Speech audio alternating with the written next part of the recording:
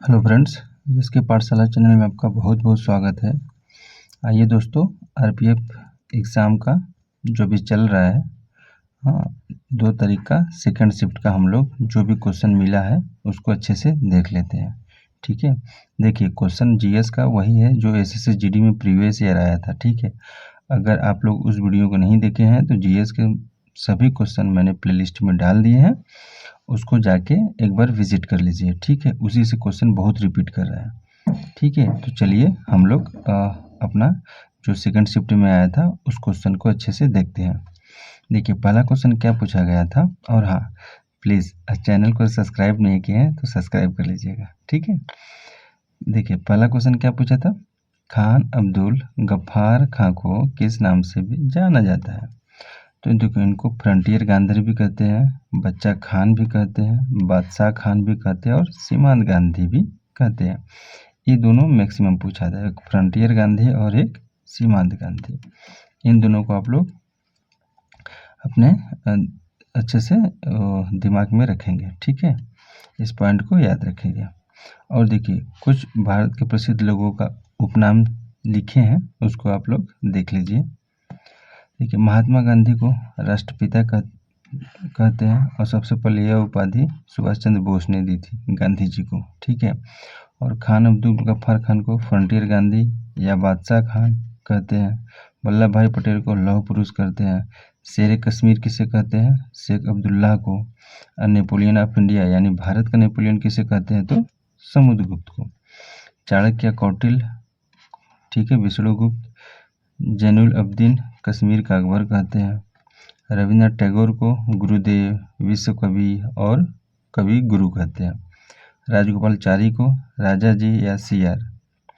कृष्ण सिंह को बिहार केसरी कहते हैं, और आशुतोष मुखर्जी को बंगाल केसरी कहते हैं। ठीक है, उम्मीद कर रहा हूँ कि इसमें से जो जो इम्पोर्टेंट, देखिए ये था राष्ट्रपिता था, चाणक्य वाला था, कश्मीर का, ये सब जो जो इम्पोर्टेंट है उसको आप लोग एक बार ध्यान में रखेंगे। चलिए आइए नेक्स्ट क्वेश्चन देखेंगे। देखिए पूछा था ऊष्मागतिकी तापमान का एसआई मात्रक। ठीक है, तो ये तो पता होगा, केल्विन होता है सभी को। देखिए मोल क्या होता है, मोल पदार्थ की मात्रा का एसआई मात्रक है। देखिए पदार्थ की अगर मात्रा का आप लोग एसआई मात्रक पूछेगा क्या हो जाएगा, मोल। ठीक है, और धारा की मात्रा क्या हो जाती, एम्पियर। और ज्योति तीव्रता का मात्रा क्या होगी, कैंडेला। ये तीनों आप लोग याद रखेंगे। ठीक है, एम्पियर, मोल और कैंडेला को, ये पॉइंट। ठीक है, चलिए नेक्स्ट देखेंगे। रसोई में इस्तेमाल होने वाले खट्टे फलों में कौन सा अम्ल पाया जाता है, तो सबको पता होगा एक खट्टे अम्लों में क्या पाया जाता है, सैट्रिक एसिड। ठीक है, यह जैसे नींबू हो गया, संतरा हो गया, जामुन हो गया, कीनू हो गया और अंगूर जैसे खट्टे फलों में सैट्रिक एसिड पाया जाता है। इसका रासायनिक सूत्र अगर देखेंगे तो C6H8 और O7 होता है। ठीक, चलिए आइए देखेंगे अगला। उत्तराखंड में उत्तरायणी पर्व किस त्योहार पर मनाया जाता है, तो मकर संक्रांति को। ठीक है, उत्तरायणी मेला भारत के उत्तराखंड के कुमाऊं क्षेत्र में आयोजित होने वाला एक वार्षिक मेला है। यह सरयू और गोमती नदियों के तट पर आयोजित किया जाता है। किस नदी के तट पर पूछ लिया, तो सरयू और गोमती नदी के तट पर इसको मनाते हैं। देखिए आंध्र प्रदेश और तेलंगाना में इसे संक्रांति या पेद्दा पांडुगा कहते हैं। ठीक, कहाँ पर, आंध्र प्रदेश और तेलंगाना में। वहीं हिमाचल प्रदेश में इसे माघी रसाजी कहते हैं, हिमाचल प्रदेश में। वहीं पंजाब में इसे लोहड़ी कहते हैं, बहुत फेमस है पंजाब में ये फेस्टिवल कहते हैं। और गुजरात और राजस्थान में इसे उत्तरायण कहते हैं। ठीक है, चलिए पॉइंट को अभी आप लोग ध्यान में रखेंगे। देखिए उत्तर प्रदेश में क्या कहते हैं, तो सबको पता होगा, उत्तर प्रदेश में खिचड़ी कहते हैं। कितना सब लोग बच्चे इतना पतंग उड़ाते हैं यहाँ पे।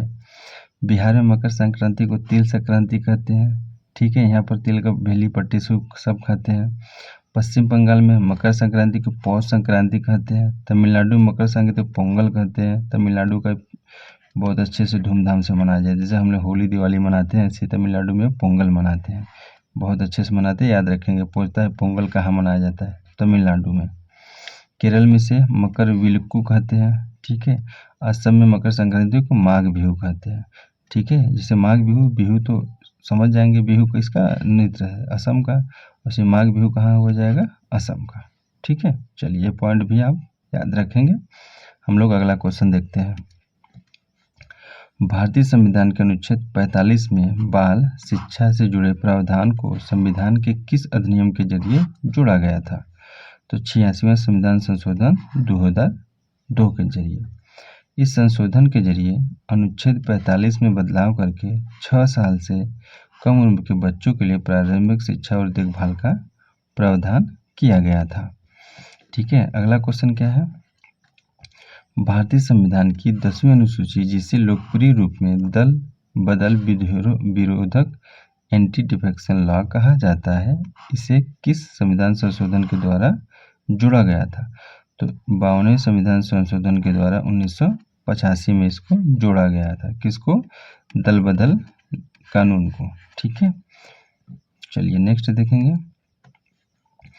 किस संशोधन में भारतीय संविधान में 9वीं अनुसूची जोड़ी गई थी? आपको पता होगा अपने भारत के जो संविधान है उसमें प्रारंभ में 8 अनुसूचियाँ थी।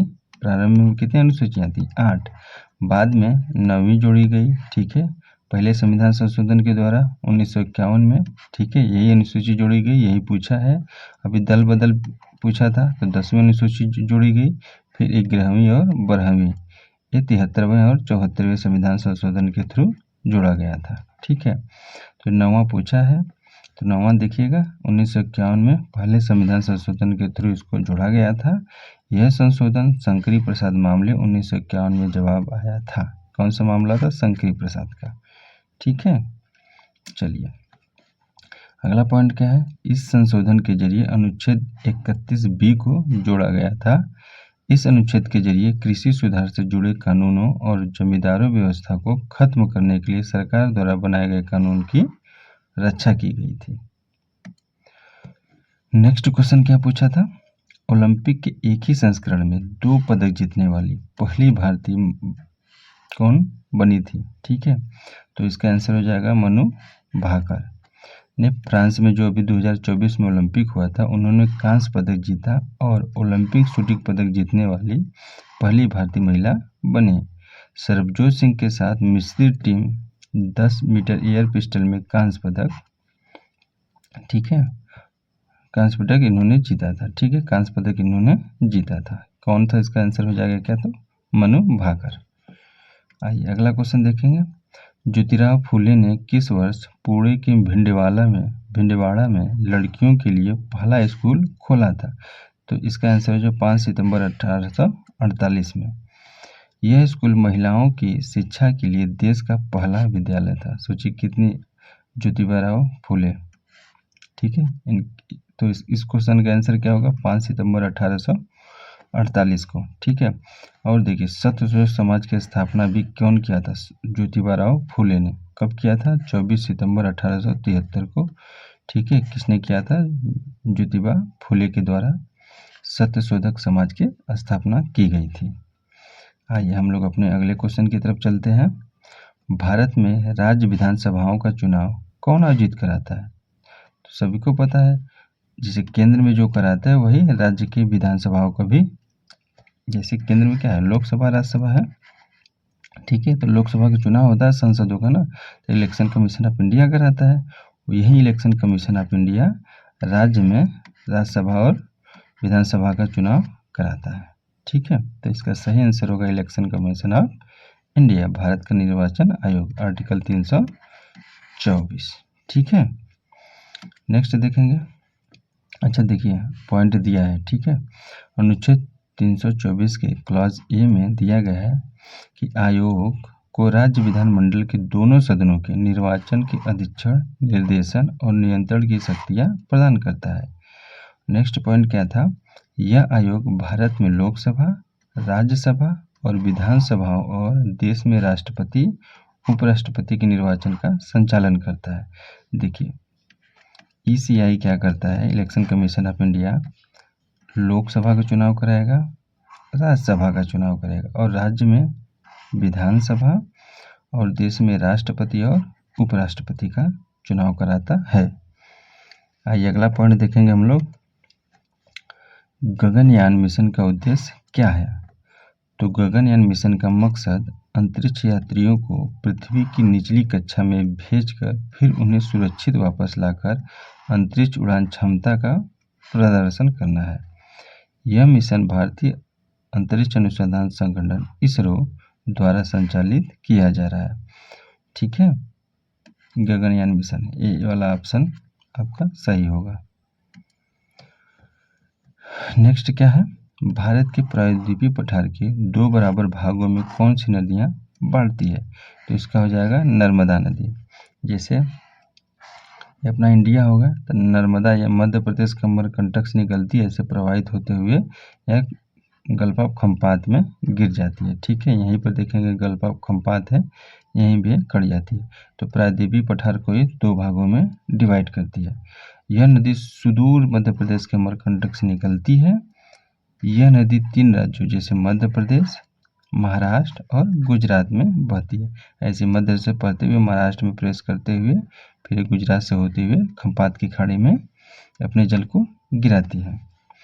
सम्राट अशोक के समय मौर्य साम्राज्य की राजधानी क्या थी? तो इसका सही आंसर होगा पाटलिपुत्रा थी, जो कि वर्तमान में पटना के नाम से भी जानी जाती है। देखिए, चाणक्य की सहायता से धनानंद को मारा था अंतिम नंदवंशी शासक। तो कौन मारा था? चाणक्य की सहायता से। तो फिर शासक बना था क्या? चंद्रगुप्त मौर्य। तो चंद्रगुप्त को लड़का आ जाता है कौन सा? बिंदुसार। ठीक है, फिर बिंदुसार के बाद वही आ जाता है कलिंग का युद्ध वाला अशोक। ठीक है, यही महान शासक थे मौर्य वंश। बस इन्हीं तीनों का आप लोग ध्यान में रखिएगा। ठीक है, हो सकता है अशोक में ने कलिंग युद्ध लड़ा था। ठीक है, वही अंतिम इसका, उसके बाद ये संन्यास ले लिया। ठीक है, ये पूछ दे कलिंग ने। तो मौर्य साम्राज्य की स्थापना चंद्रगुप्त मौर्य ने 322 ईसा पूर्व में की थी। किसके साथ है? तो चाणक्य की सहायता से। चंद्रगुप्त मौर्य के उत्तराधिकारी उनका पुत्र कौन बना था? बिंदुसार। देखिए, पूर्वी भाग की राजधानी तोसली थी, जो चंद्रगुप्त पटना थी ना, वही बता रहा है। उसके बारे में थोड़ा सा पॉइंट है। उत्तरी भाग की राजधानी तक्षशिला और पश्चिमी भाग की राजधानी उज्जैनी और दक्षिणी भाग की राजधानी सुवर्णगिरी थी। मौर्य साम्राज्य के प्रशासन की जानकारी का मुख्य स्रोत कौटिल्य का अर्थशास्त्र है। ठीक है, यानी अगर मौर्य साम्राज्य के प्रशासन के बारे में हमको जानकारी कैसे मिलती है, तो कौटिल्य जो लिखा था अर्थशास्त्र, उसी के थ्रू हमको मिलती है। और एक मेगास्थनीज था, सेल्यूकस निकेटर का राजदूत, उसने इंडिका पुस्तक लिखी थी। ठीक है, ये दोनों ये पॉइंट आप लोग एकदम रट लेंगे, ये पॉइंट रट लेंगे, बहुत पूछता है। कौटिल्य का अर्थशास्त्र, यानी पूछेगा अर्थशास्त्र पुस्तक किसने लिखा था? तो कौटिल्य। और इंडिका किसने लिखा था? तो मेगास्थनीज ने। ये दोनों पुस्तकों से हमको मौर्य साम्राज्य के प्रशासन के बारे में जानकारी मिलती है। देखिए, नेक्स्ट क्वेश्चन क्या है, भारतीय संविधान के अनुच्छेद 161 में क्या है? तो 161 में मुख्यमंत्री और मंत्रियों से जुड़े को प्रावधान को दिया गया है। इसके तहत राज्यपाल मुख्यमंत्री की नियुक्ति करता है और मंत्रियों की नियुक्ति मुख्यमंत्री की सलाह पर करता है। ठीक है, पहले राज्यपाल मुख्यमंत्री को नियुक्ति दे देगा, मतलब शपथ दिला देगा, फिर मंत्री क्या करेगा? अन्य मंत्रियों की नियुक्ति करता है। ठीक है, मतलब राज्यपाल ही करेगा मुख्यमंत्री की सलाह पे कि किसको किसको, मुख्यमंत्री जी बताइए किसको किसको मंत्री बनाना है। तब मुख्यमंत्री जी कहेंगे इनको ये दे दीजिए, इनको ये मंत्रालय दे दीजिए, उनको वो मंत्रालय दे दीजिए। ठीक है, आगे क्या है, अनुच्छेद 164 में मंत्रियों के वेतन, भत्ते, शपथ और योग्यता की प्रक्रिया के लिए भी दिशा निर्देश दिए गए हैं। रेलवे में ब्रॉड गेज की चौड़ाई कितनी होती है? तो भारतीय रेलवे में ब्रॉड गेज की चौड़ाई 1676 mm यानी 5 फुट 6 इंच होती है। इसे वाइड गेज या बड़ी लाइन भी कहा जाता है। ठीक है, ये पॉइंट को आप लोग ध्यान में रखेंगे। एनी बेसेंट और सरोजिनी नायडू ने मिलकर किस संस्था की स्थापना की थी? तो भारतीय महिला संघ की स्थापना की थी। ठीक है, भारतीय महिला संघ की। इस संघ की स्थापना 1917 में दोनों ने किए थे मिलके। इस संघ का मकसद महिलाओं को वोट देने का अधिकार दिलाना था। ठीक है, पहले महिलाओं क्या होती थी, वोट में भाग नहीं लेती थी, लेकिन जब भारतीय महिला संघ की स्थापना हुई तो 1917 में स्थापना हुई, तब इस संघ का वही उद्देश्य बन गया कि हम लोग भारतीयों मतलब महिलाओं को वोट देने का अधिकार मिलना चाहिए। महात्मा गांधी ने उन्हें नाइटिंगेल ऑफ इंडिया की उपाधि दी थी। किसे? सरोजिनी नायडू को। ठीक है, किसने उपाधि दी थी? तो महात्मा गांधी ने। सरोजिनी नायडू की जयंती के उपलक्ष्य में 13 फरवरी को राष्ट्रीय महिला दिवस मनाया जाता है। कब? 13 फरवरी को। 1857 की क्रांति में नाना साहब के सेनापति का क्या नाम था? तो इसका आंसर हो जाएगा तात्या तोपे। 1857 के विद्रोह के दौरान गवर्नर जनरल कौन था? तो हो जाएगा लॉर्ड कैनिंग। देखिए, जब लॉर्ड कैनिंग था तो उसी समय एक 1858 का एक्ट आया था। ठीक है, उसी में कहा गया था कि जो कंपनी के अधीन गवर्नर जनरल है उनको पूरे भारत का गवर्नर जनरल नियुक्त कर दिया जाए। ठीक है, सॉरी विलियम बेंटिंक के समय आया था। ठीक है, विलियम बेंटिंक के समय आया था।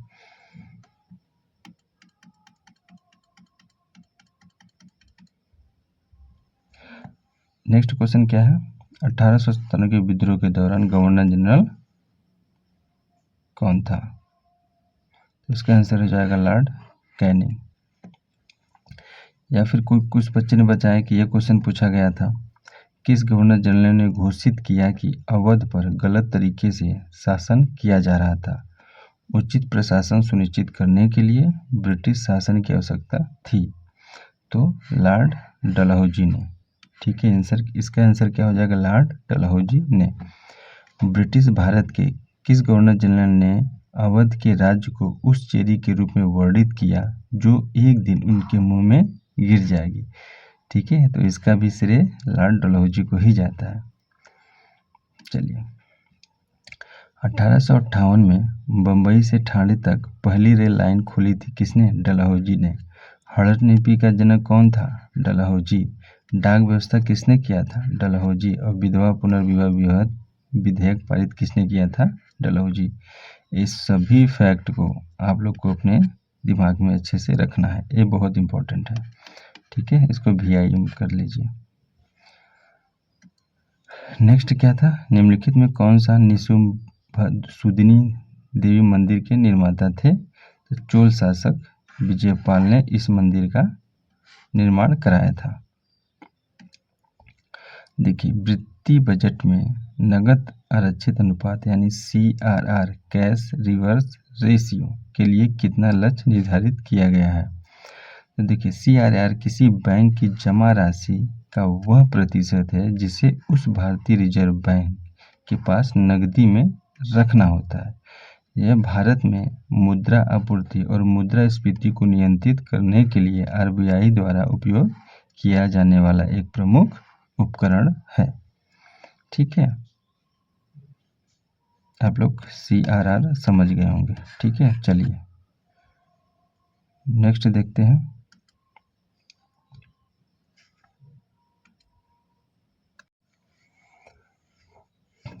उसी में एक अगला पॉइंट है, पहले चरण में 14 दिसंबर 2024 को CRR को घटाकर 4.25% कर दिया जाएगा।